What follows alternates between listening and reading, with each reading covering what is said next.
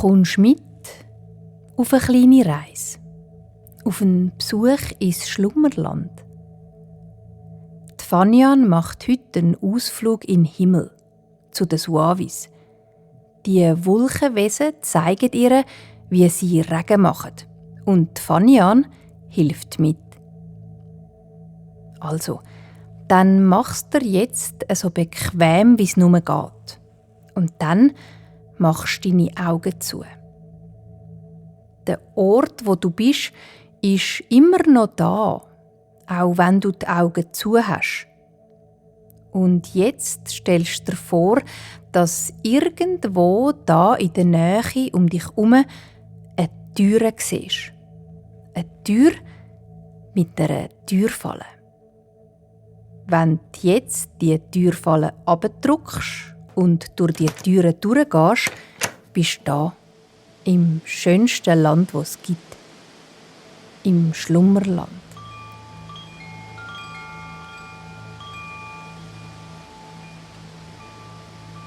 Heute ist die Fanian mal wieder alleine unterwegs. Es gibt Tage, da findet sie das am allerschönsten. Dann kann sie sich nämlich im einen Moment entscheiden, etwas zu machen und sich im anderen wieder umentscheiden. Die Fanian sitzt auf einem grossen, moosigen Stein ganz in der Nähe von ihrem Zuhause. Ihre Haare sind heute grau, aber sie hat sie so gezaubert, dass, wenn ein Windstoß kommt, sie sich verändert. Auch wenn die Sonne drauf scheint oder sie nass werden, wechselt sie die Farbe. Das gibt sicher ein schönes Muster, hat sich die Fanian gedacht beim Zaubern. Ein Muster von der Natur gemacht. Muns können eben zaubern und so auch die Länge und die Farbe von ihrem Fell neu bestimmen. Immer dann, wenn sie wollen. Der Fanian, ihres Zuhause, ist ein kleines Hütli in einer grossen Ebene und Teil von einem kleinen Dörfli. Da wohnen auch andere Muns, der Fanian, ihre Nachbarinnen und Nachbarn. Heute ist es ganz still im Dörfli. Vielleicht sind die anderen Muns am Pfusen oder unterwegs. Halt das am Machen, wo ihnen heute passt. So ist das nämlich bei den Muns. Sie unternehmen immer nur die Sachen, die für sie gerade in dem Moment richtig sind. Die Fanian also sitzt auf dem Stein und schaut in die Ebene raus und in den Himmel. Ganz viele Wolken sieht sie in den verschiedensten Formen und Grautönen. Die Sonne scheint nicht und darum ist es um sie herum angenehm kühl. Die Fanian streckt die Nase Richtung Himmel und blinzelt. Die Wolken sind so dicht, dass sie keinen blauen Himmel mehr sieht. Und über ihr hat es eine Wolke, die etwas dunkler ist als die anderen. Sie macht die Augen zu und schnauft ein paar Mal tief ein und aus.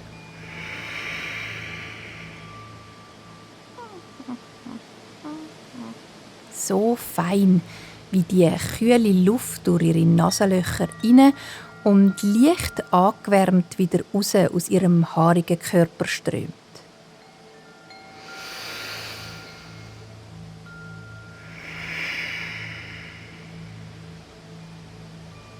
Und dann spürt sie etwas auf ihrem Nasenspitz. Es sind Regentröpfchen, die ihr ins Gesicht fallen, wie wenn sie jemand Unsichtbares ganz fein mit dem Finger anstüpfen.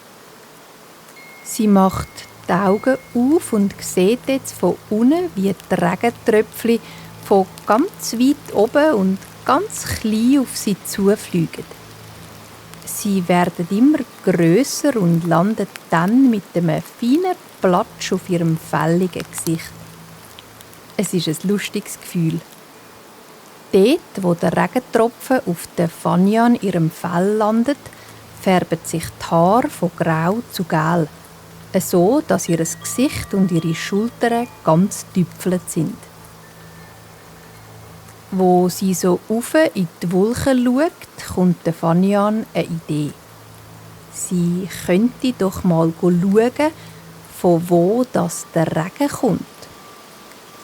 Sie sieht, dass er aus den Wolken kommt und sie weiss, dass dort oben Zuavis wohnen. Von diesen wattig weichen Wolkenwesen hat ihr nämlich ihr Mundsfreund Flick erzählt. Er hat schon mal mit ihnen eine Wolkenznacht gegessen. Die Fanian zieht ihre Beine an und mit einem kleinen Hüpfer gumpelt sie ab dem Stein, wo sie bis jetzt drauf gesessen ist. Den Plan zum Zuavis besuchen hat sie gefasst. Jetzt müssen sie sich nur noch überlegen, wie dass sie in den Himmel raufkommt. Sie könnte ihrem Freund, dem roten Vogel mit dem goldigen Schnabel, rufen. Den hat sie schon ein paar Mal nirgends angetragen. Oder sie zaubert, dass sie fliegen kann. Auch das geht nämlich bei den Munds. Und zwar, indem sie einen Finger auf den Bauchnabel legt und 3-mal klöpft. Dabei denken sie dann ganz fest an das, was sie sich wünschen.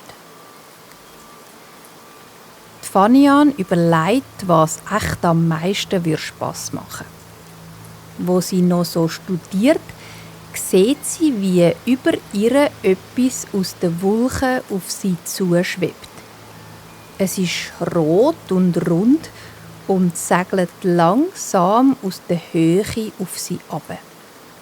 Es ist ein Ballon. Ein roter Ballon, rund und glänzig, mit einer Schlaufe unten dran, wo ein bisschen aussieht wie ein Gireizli. Der rote Ballon fliegt direkt auf die Fanian zu und haltet ein bisschen über ihr an, so dass die Schlaufe genau neben ihr hängt. Die Fanian schaut rauf. Der Ballon kommt sicher von den Suavis, die gesehen haben, dass ich zu ihnen rauf will, überlegt Fanian. Ohne gross zu überlegen, nimmt sie die beiden Seile in die eine und in die andere Hand und sitzt mit ihrem breiten Füdli in die Schlaufe hinein. Ihre Beine bambeln ganz ein bisschen über dem Boden. Und dann fängt der Ballon mit der Fanian im Gepäck an in die Luft zu steigen. Es tröpfelt immer noch fein und der Regen macht ein leisliches Geräusch auf dem Ballon. Die Fanian sieht ihr Haus von oben, gemütlich von ihrem Plätzchen in der Schlaufe aus. Es wird kleiner und kleiner und die Fanian steigt höher und höher.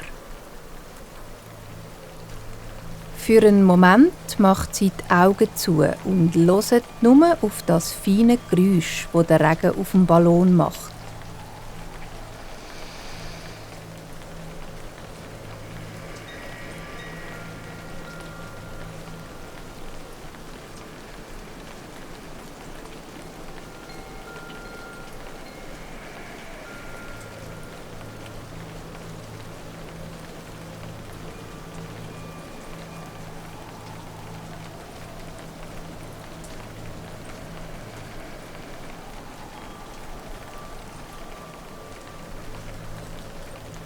Nach einer ganzen Weile wird der Ballon etwas langsamer und die Fanian macht die Augen auf. Sie sieht, dass über ihr eine dicke, weiss-graue Wolkendecke liegt.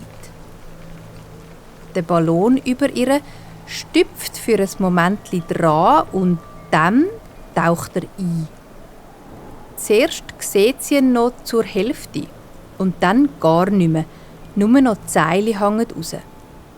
Und dann taucht auch die Fanian ein, in die Wolkendecke. Es ist ein sehr lustiges Gefühl, in den Wolken zu sein. Feucht und warm, wie wenn man durch leichte Watte tauchen würde. Für einen Moment sieht Fanian nur weiss und dann spürt sie, wie es über ihr heller wird. Fanian bricht Kopf voran durch die Wolkendecke und schaut um. Da oben regnet es nicht mehr. Es scheint milchig die Sonne und ist warm und wohlig.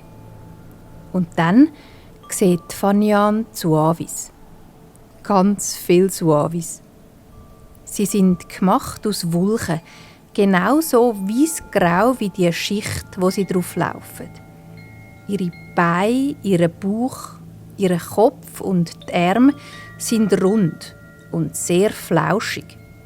Eine Nase, Augen und ein Maul kann man nicht richtig erkennen. Mehr eine Art ein Gesichtsausdruck. Und der ist bei allen sehr freundlich. Die Zuavis, die Fanian sieht, sind alle beschäftigt. Und zwar haben sie alle verschiedenfarbige Ballone in der Hand. Die Ballone füllen sie mit Wasser, wo in kleinen Kübeln neben ihnen stehen.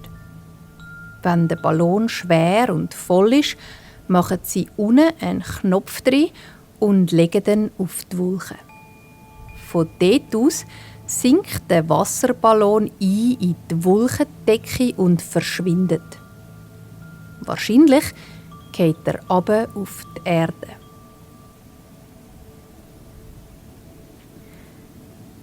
Die Fanian schaut ein bisschen gekreuzelt rein. So ganz kommt sie noch nicht raus, was da passiert. Da kommt einer der Zuavis auf die Fanian zu. Er bewegt beim Laufen nicht seine Beine einzeln, sondern schwebt über die Wolken. So, dass man nicht genau weiss, wo die Wolke aufhört und wo die Füße anfangen. «Hoi Fanian, es ist so schön, dass du da bist», sagt der Suavi. «Ich bin der Fendrik.» «Freut mich auch sehr», sagt Fanian. «Danke für den Ballon.» Der Fendrik lächelt.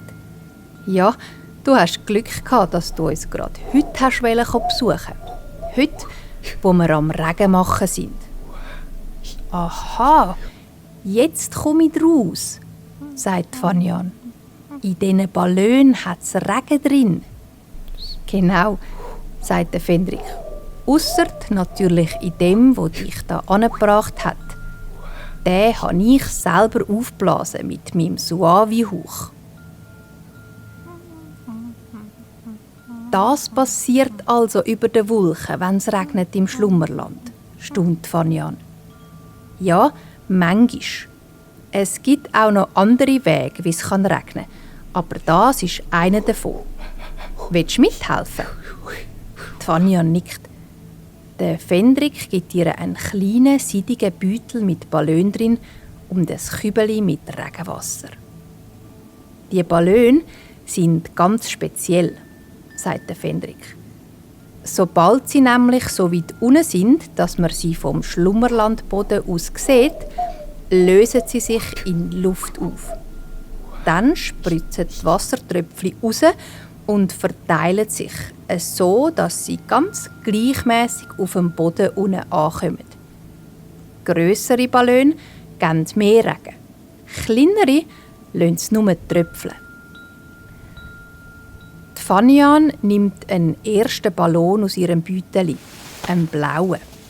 Sie hebt die Öffnung ins Wasser und füllt den Ballon, bis er fast voll ist. Dann knübelt sie mit ihren kleinen Fingern einen Knopf in den länglichen Teil des Ballons. «Und jetzt?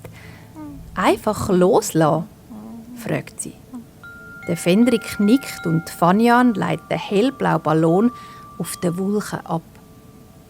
Der wird schwerer und schwerer, sinkt ein und verschwindet. Die Fanian holt den nächsten Ballon raus, einen hellgelben. Sie sieht, wie ein paar Suavis den Kopf zu ihr übergedreht haben und sie fröhlich anstrahlen. Ein gefüllter Ballon nach dem anderen lässt Fanian durch die Decke sinken. Auf wem das die Tröpfchen echt landet? Vielleicht auf einem Pflänzli oder auf dem Gras vor ihrem Zuhause oder vielleicht sogar auf dem Kopf von einem Tier oder einem Muns. Eine schöne Vorstellung, dass etwas, wo sie da oben abfüllt, unten auf dem Boden einem Pflänzli Wasser gibt oder einen Muns schmunzeln lässt. Die Fanian ist den Suavis in dem Moment sehr dankbar, dass sie diese Arbeit da machen. Die Arbeit, die die Pflanzen und die Wesen im Schlummerland mit Wasser versorgen. Sie machen das, ohne dass sie etwas zurückwenden. Sogar ohne, dass Tier und die Muns wissen, wer ihnen da hilft. Die Fanian legt ihre Hand auf ihr warmes Herz und macht für einen Moment die Augen zu. Lautlos sagt sie den Suavis Danke.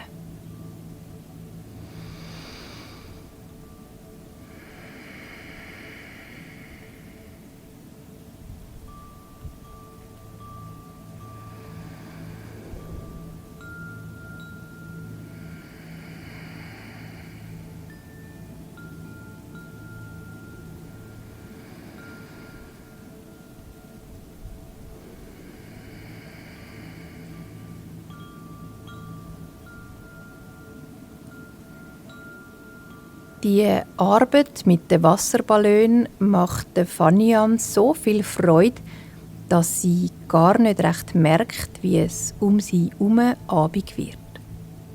Der Himmel ist schon von blau zu pink und dann zu einem dunklen Weinrot geworden und die Sonne ist vergangen. Und die Fanian ist müde, richtig müde.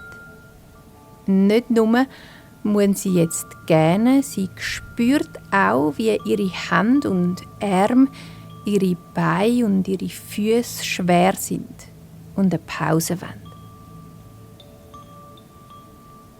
Sie stellt das Wasserkübeli ein bisschen auf die Seite und sitzt ab. Auch viele von den Suavis um sie herum sitzen oder liegen jetzt. Dabei verschmelzen sie fast ganz mit den Wulchen. Der Fendrik sitzt auch ab, direkt neben der Fanian, und er legt ihr seine weiche, weisse Wulchenhand auf die Schulter.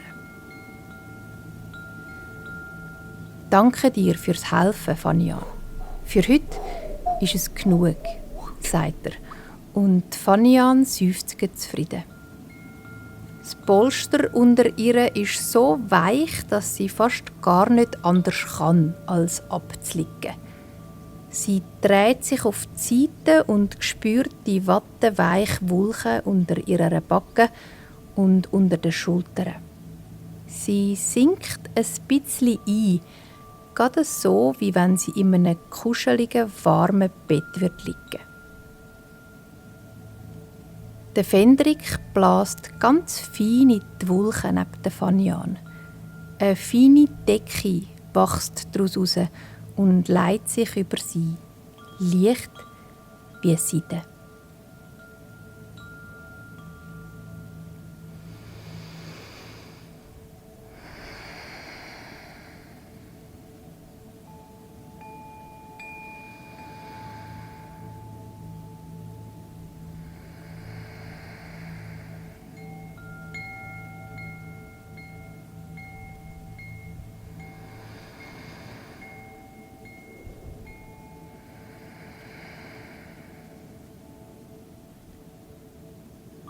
Fanian hört noch das langsame, gleichmäßige Schnaufen der schlafenden Suavis um sie herum. Es tönt wie sanfter Wind. Und die Fanian schnauft mit in der Weiche der Wulchen, weit oben über allem, wo lebt im Schlummerland.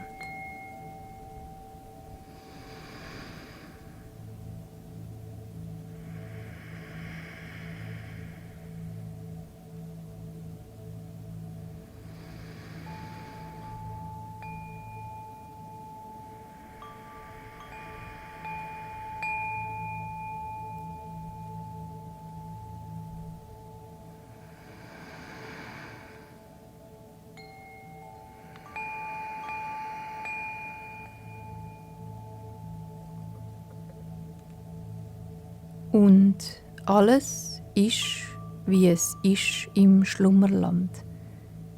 Die Fanian schlaft tief und fest. Unter ihr und über ihr ist alles weich und still. Nur ganzes feines und langsames Schnaufen kann man noch hören. Ein und aus. Ein und aus. Ein